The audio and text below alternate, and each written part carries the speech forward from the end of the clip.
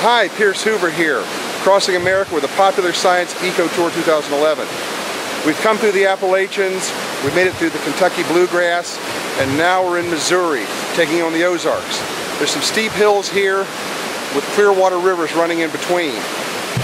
It's a great place for water power, and we always think of the old-fashioned water mills with the wheels, but there's another type that's been here for a lot longer than expected.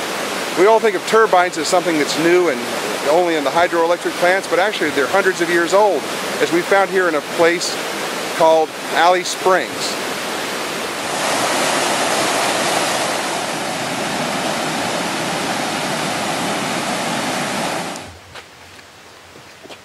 Hi, I'm here with Josh with State Parks? National Parks. And this is a national park. It's a historic site apparently. It used to be a mill. Old flour mill. This is actually the Ozark National Scenic Riverway is part of it, the first federally protected riverway system in the United States of America. But this part is actually Alley Spring, and we're looking after not only the natural value out back with a spring that puts out 81 million gallons a day, but also the historical and cultural quality of Alley Spring with the mill itself. This was what they called the hub of the community. It's what pulled people to this community. Of course, times were a lot different 150 years ago, and people couldn't go to the store and buy a loaf of bread or a sack of flour like what they do today.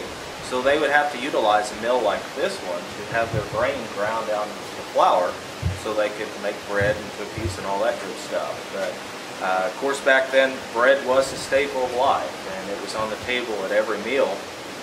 And this is where that bread would originate. But the farmers would harvest their grain and bring it to the Alley community and drop it off at the mill during what they call the mill days. And if you've ever heard the old saying, milling around, that's where it stems from. People would drop their grain off, and it would take 3 or 4 days to get that back. So it wasn't practical to run home and run back like what we might do a 1-hour photo.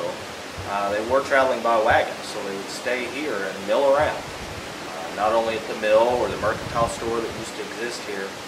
Not only a time to conduct business, but a time to socialize. Tell us about that's not a water wheel you've got here. Not a water wheel. It uses a water turbine similar to what they're using in dams today all throughout the world. Rather than capturing the current as it passes by like an old water wheel, this kind of works like a bathtub. They actually lower the gates outside, fill up the water level, then they open up the flaps on the side. When they open up the flaps, the water starts draining through to a lower discharge, and as it does, it hits an internal fan and spins that. And then through a series of belts and pulleys, it actually powers the mill. It was a great improvement in technology. If you think about horsepower, the old water wheels will run 15 to 18 horsepower. The turbine outside, which is about arm span, will run 55 horsepower with 6 feet of drainage.